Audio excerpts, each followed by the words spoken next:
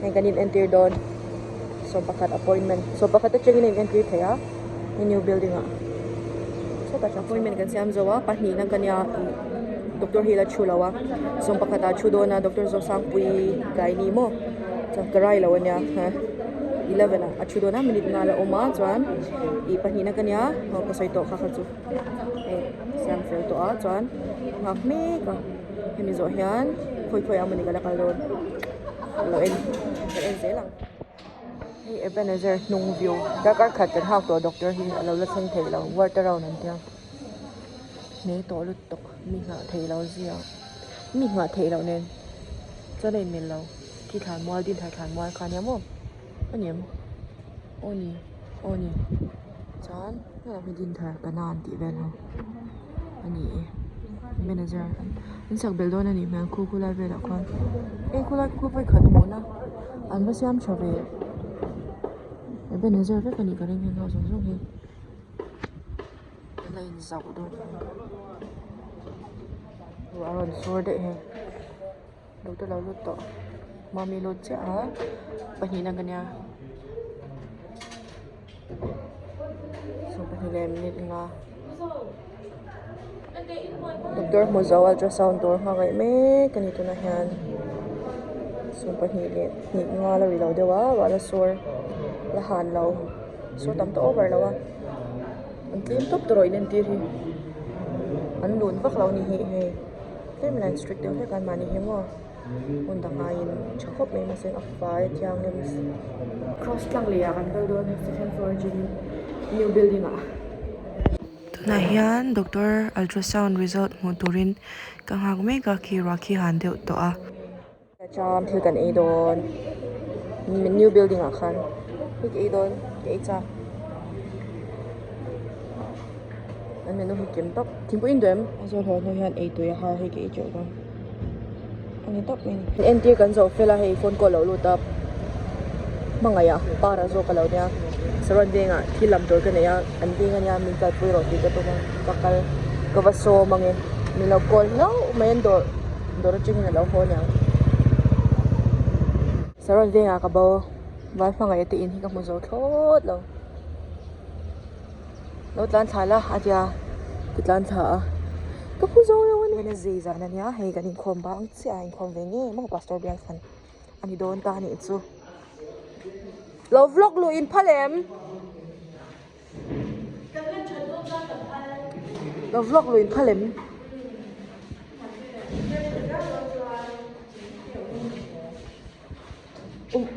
ven kan hatan chan hin soi lok de pude tinge kan hatan chan hin soi lok de Francis Wet Suai. Đúng rồi, xoáy như là ô xoáy. Mố? Xoáy như là Right. Đúng rồi, Francis là su. Gun branch leader. Ani. At lang varay về mặt ngặt. Nilala ng mo main chef. KGP chef ama hi i kumtira ko kaushan akati KGP committee han main chef arat o se chang. Ne so Jenny te inhoya to zuni nanom. Jenny le. Ne e mama hi. Ming ang tige mo kan siam don. Tuilot to kan thing point tur. Kalau temek fel turan ya te lahan tui khai le ring mo tang yo shalawin. Tu nãy nghe tiểu đôn copy. Ama hi. Cắt lấy xí mày ngon nhỉ choan. Tu nãy nghe tiểu đôn copy. Zip lùm cao anh đi đâu? Trăm chín. Đã kinh có tâm mi. Lộ sập. Chả tu ra nhá, này không ba quay cứng lệ sur ra. So next Mr. Noodles le why mix. Maggi demo. Kapila thak don lau deu mi kha khai i chuang phot don mi. Tel kha tlem ka van ring. Tlem zia kha. Atam ve mel tu ke camera hian. cái bị bắt đón là cái mà hiện này mà hi ai tàu điện ha tụi tê khá swak sa vek gu masala cái cái masala khai ti han soi zela hun khata da collection ti mi o jan tham mi ai em chỗ cô yang chưa được ha wa ke ni na nan ha u kha ase ka te le ba on de re mat ai ke te me ki to ka ta puru chen kan nei lo ni mo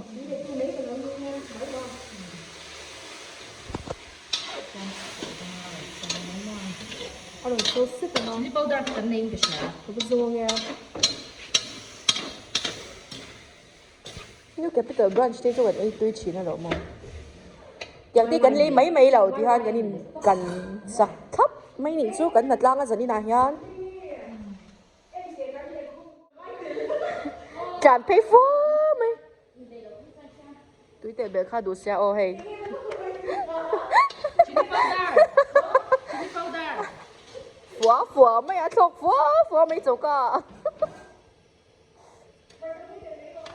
Why cần như chia xí lầu anh nghĩ cần khá mình. ni tu shak shang ni me hin ko ni la Chứ xem chắc khá surf tổ đón số. Mà hi mà bùi ngay lầu. All in one hi nít tốc cái nào hi cái ui hi chú cái ai nít thu mình ở upa. Cũng khát tán biang. Nát lang hawan laman xí lầu hi cái lầu ấy tui rap thắc. Bài mình tê. Azwar lầu na in tui ni mo. Ama topic GP refreshment committee niya hay. Kaya niya tour me ah. Chúng là mình đã nhìn nó đã khá xí lâu á bên là ulan nó tu na hian dar som le minute som li panga ani sel tour nya ka pui pe xí lâu á ka nom xí lâu á hian ni la ma min te hi viewers zinga kha pastor inom chuan ama hi galbari nya pastor inom chuan a thei nga pastor pro pastor cái mà palian về làm bằng sinh rồi nó xoan cái number mình lâu deal top mấy rồi yeah IG account của tar lang don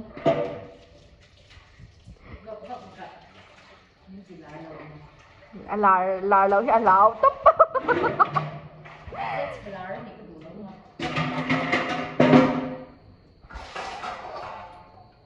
phê nha ô mau nụ tắc chế tạ hi chuan mà em rồi chú bé sát thiêu tiệt chim cần suy thuy là vắng các chú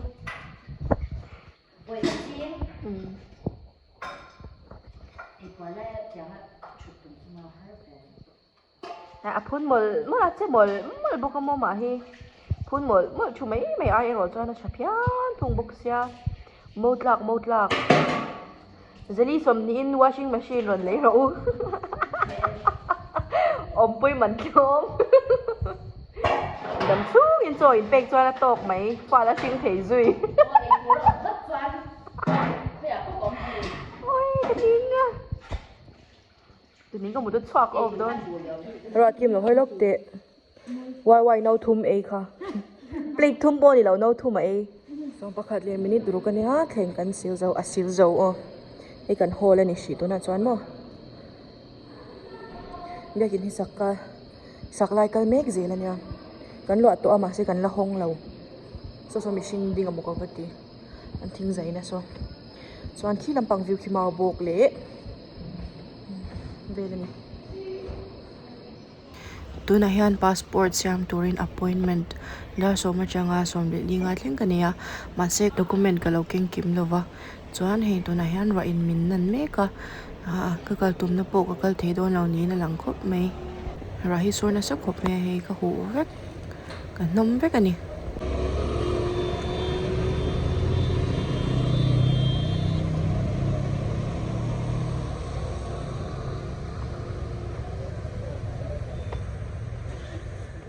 government ko ta ka ding le to ka plan ka tha ka sang committee na kal ka tum kha an laya an in kong kha abula in sa te khan na tu Govemiknights day nya ka tlan lo ni box ya ka kal the me lo lut tu ka ui tak chungin mo ka zante nan scooty min hop phal chuan ti veli na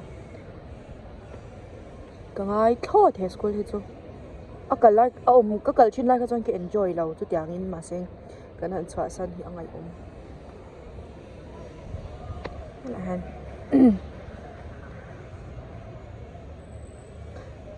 la han mon kalen tum na nu hi art and culture nak tu Govemiknights san no pangho hak tur lo zuk en pui de hai vot lut tok ta han ka chu sa hulen te ngen te don so la san so stage bela ni karing ani lau stage om sai tu na hian 11 admission ti hun lai vela nya anon chau sap ring mai government hire lo tur ha admission form fill up mo alo theng cha no pangan na break zui ti hai gan kal fi sap ja kan lu chin lai khan basketball rim no dan ni han station chei do na sa huliana son milang khole to ang lo bilet chat meng kan fila na government kan teacher ti mo hey ama hi saron la ve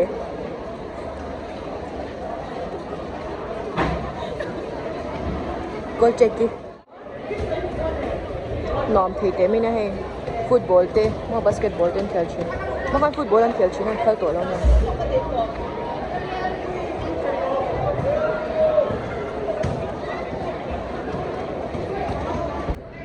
Mr. KI 9 diaro ko ezwai nahan inchunga cultural ho lam zir kan enang panta amo hi ka ti tho do ni he April par hi mo vul asendan hi orange shape ma se asen du over lo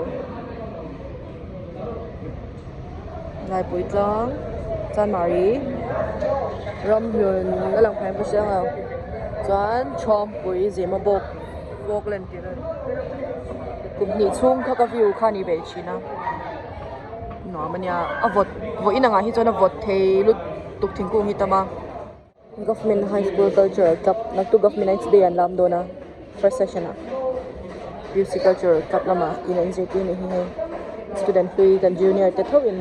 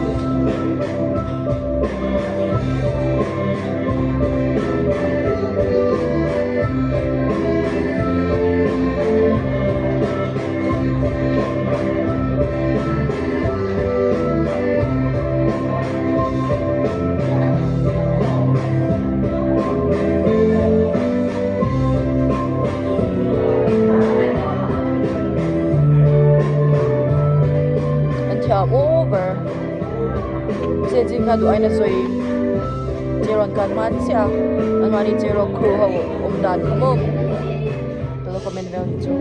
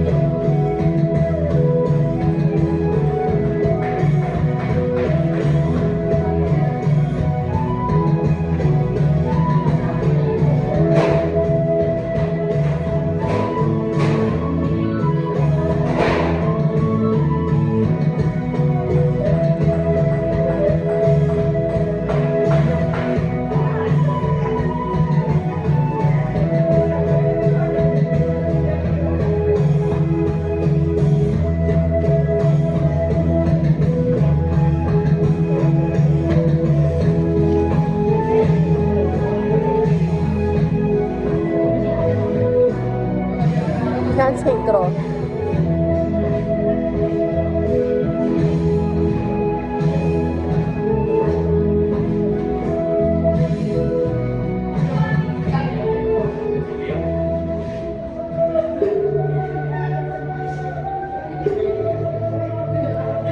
thoven khat chat so so a thoven khat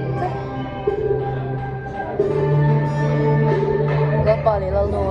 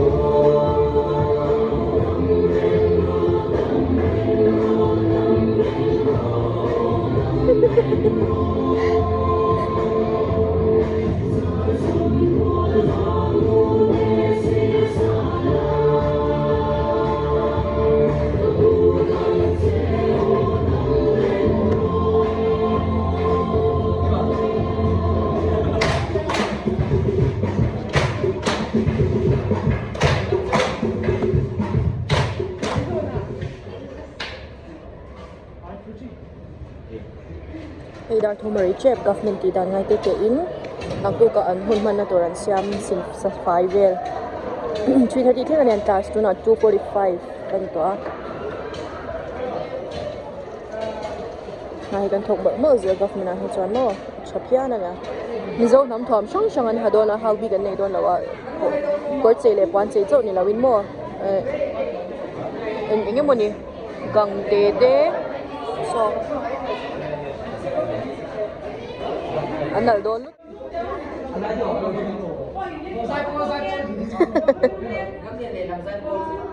Ui darin mo itnok aboy lu tukhe hi main en thuam ye kha oh rin mo ye bullet din anin chu ziti to pa shan chau khan do sia he ral te poante mizo kor pon sei pa ngai andu to lo so la son zero kan to ho sila miss omi felenia kan junior ti hi ti han cultural dance and loze ti china zeros and real zone yang he mte omomi ho yan hello chu ngat ngat pakat jan Mati ka di zong ka na ngay mi. Ay, front cam lao kan. Anin rem chop men lam chau tuk so. Mi pa ho kin for lut tuk.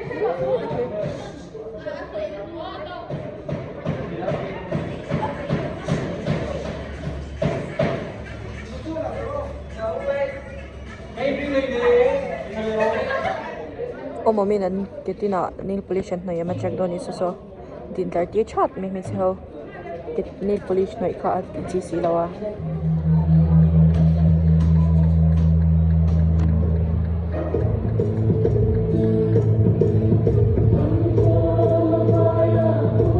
wala chang ni moi puan chi A shoot ha.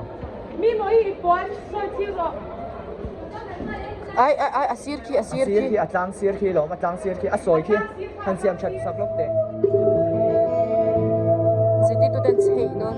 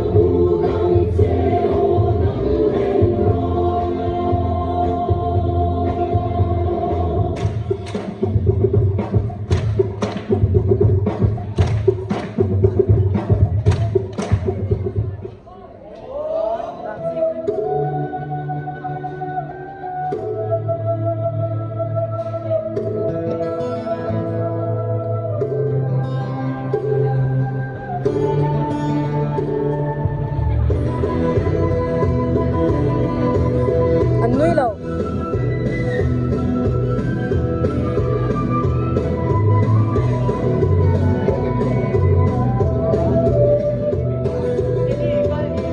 Music very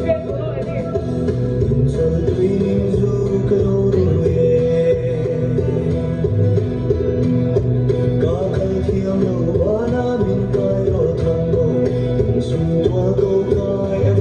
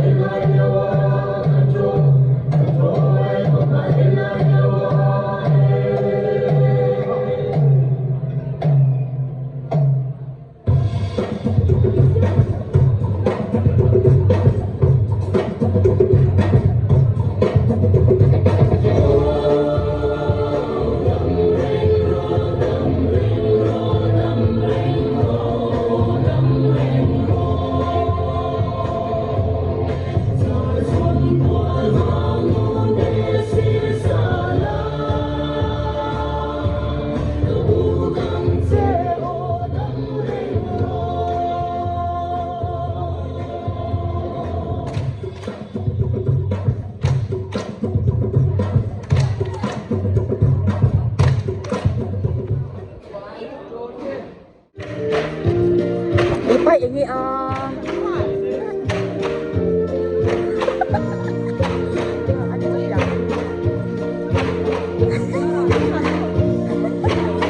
Alo, lahoy siya.